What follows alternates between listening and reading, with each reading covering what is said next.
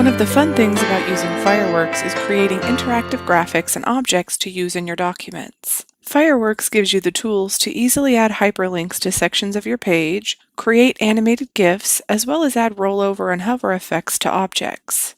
In this lesson, we'll learn about the various web tools learned to add interactivity to your document, such as creating slices, creating hotspots, creating rollover and hover effects, and creating an animated GIF.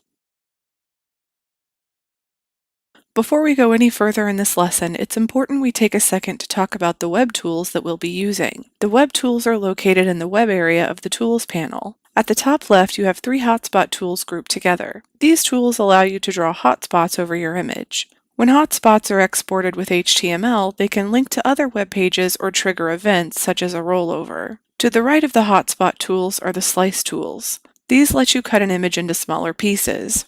The Hide Slices and Hotspot button is located below the Hotspot tools. This hides slices and hotspots. The Show Slices and Hotspots button is located below the Slice tools. It makes slices and hotspots visible. You can hover your mouse over any tool in the Tools panel to learn the name of the tool.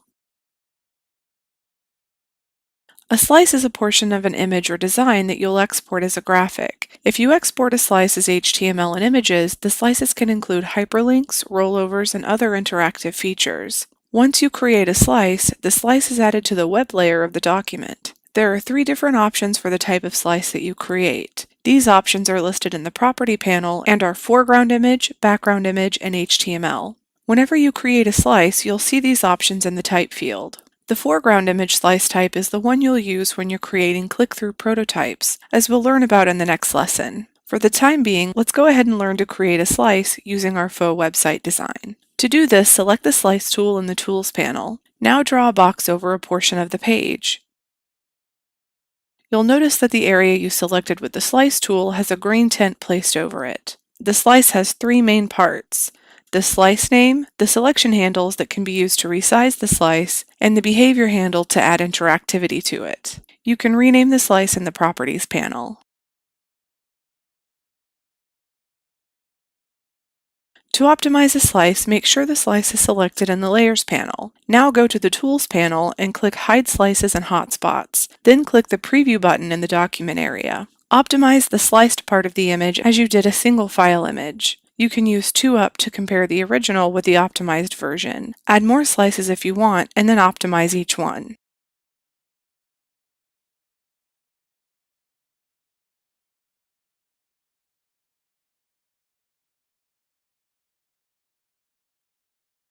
A hotspot makes part of an image or page interactive. You can use hotspots to create web links within sliced objects. We're going to add a hotspot to the slice that we've selected. To do this, select the Rectangle Hotspot tool. Draw a rectangle around the area that you want to turn into a hotspot. The hotspot has a blue tint to it. Now take a look at the Properties panel. Type a URL in the Link field. You can also enter alternate text in the Alt field. In the Target field, specify what you want to happen when the link is clicked on. For example, _blank opens the link in a new browser window. To preview your page in a browser, go to File, Preview, and Browser. This gives you a chance to make sure that your new link works.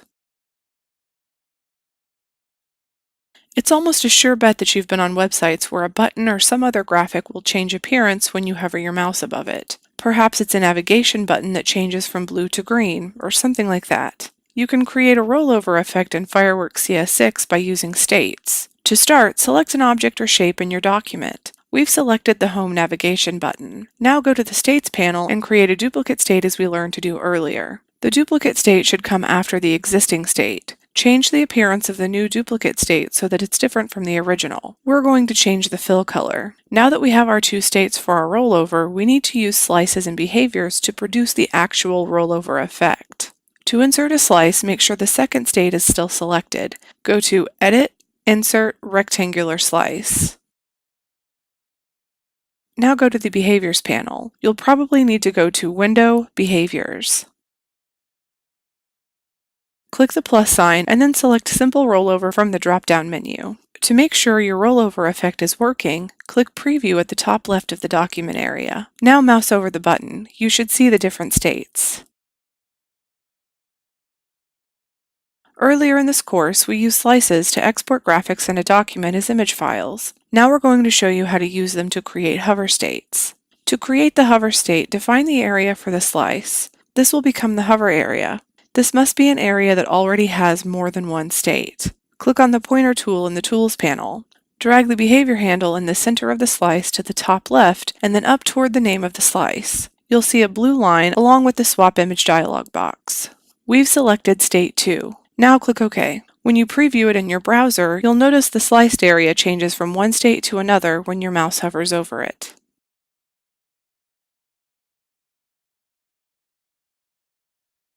Creating an animated GIF using the States panel is easy. To start out with, add a shape or object to a new document. Create a new state or a duplicate state, then change the shape or object. We're going to enlarge the star. We enlarge the star in the second state by clicking on the pointer tool in the Tools panel, then dragging out on the blue handles while holding down Shift Option. Now create as many more states as you need. We're going to create 2 more in order to make the star pulsate. Now click the Menu Options button in the upper right-hand corner of the States panel. Select Properties. Enter a duration for each state. The larger the number, the longer the duration for each state. We're going to set ours to 20.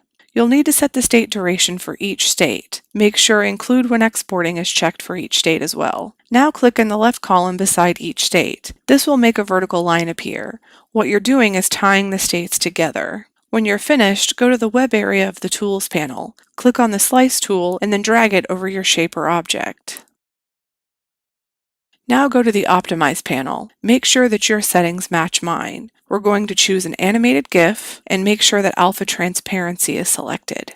When you're finished in the Optimize panel, go back to your document and right-click on the slice. Select Export Selected Slice. Now you can save your animated GIF to a location on your computer. You can now open it in an internet browser or any photo viewing program that supports animated GIFs.